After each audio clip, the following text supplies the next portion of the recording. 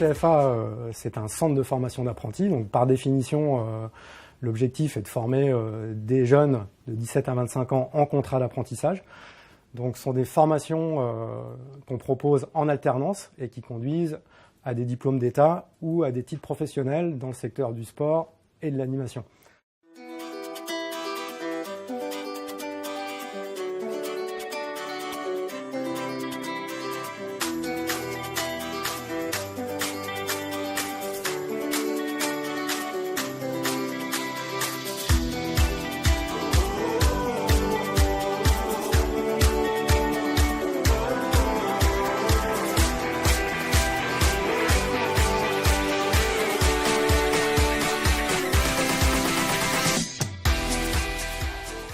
J'ai choisi l'apprentissage en alternance parce que ça me permettait d'acquérir de l'expérience en structure et en même temps de continuer à avoir une formation théorique ici à Ouigat. Alors la formation, elle est gratuite, financée et supportée par le CFA. Et moi-même, je suis rémunérée par mon entreprise à titre privé comme un salarié. J'ai pratiqué moi-même dans une salle et ensuite j'ai démarché des entreprises et c'est la salle où je pratiquais qui a fini par m'accepter en alternance.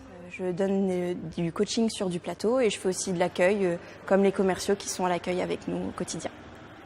Mon maître d'apprentissage est assez présent, je m'entraîne assez souvent avec lui, même presque tout le temps. Il y a quelques jours où je suis soit avec d'autres entraîneurs de la structure parce qu'il n'est pas là, mais en général il me suit beaucoup, il donne beaucoup de conseils. Il est également diplômé d'un BPGEPS, APT, mais également sur le basket. Pourquoi il est très présent. Bien, j'espère rester dans l'entreprise où j'ai été formée. Il y a des postes à pourvoir, donc normalement il y a une place pour moi. J'aimerais peut-être aussi passer des diplômes plus spécifiques dans les sports, peut-être continuer dans le basket, passer des diplômes un peu plus supérieurs pour pouvoir entraîner à un peu plus haut niveau. Donc voilà, j'ai plusieurs pistes, c'est pas encore plus bien fixé.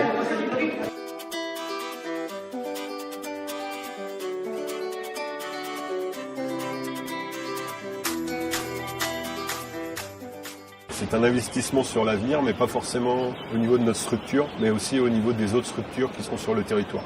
Voilà, depuis déjà quelques années, on prend des jeunes en formation dans l'intention de leur apprendre un métier et aussi de les solliciter peut-être dans l'avenir. Alors d'un point de vue administratif, la démarche n'est pas très compliquée pour recruter un apprenti. J'ai moi-même contacté le CFA. Et j'ai eu toutes les informations nécessaires pour faire les différentes démarches. Nous bénéficions au sein de l'association d'aides financières, notamment au niveau de l'État, par le biais du CNDS et d'autres financements, et des aides de la région.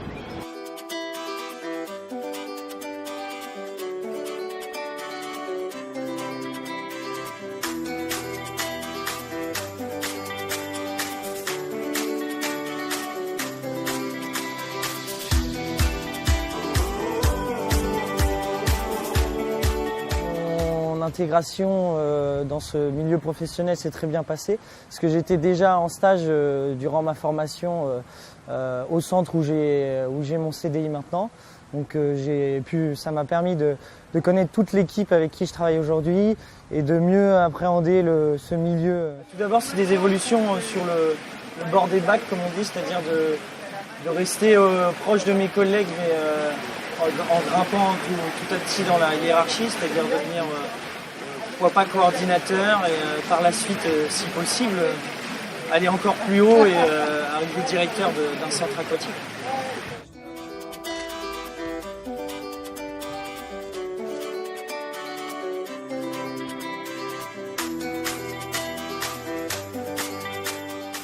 Ce qu'on met en place pour suivre la progression de l'apprenti tout au long de la formation, donc déjà on a des formations de maîtres d'apprentissage pour leur permettre de suivre mieux l'apprenti. On met en place des visites en début de formation et en cours de formation si nécessaire.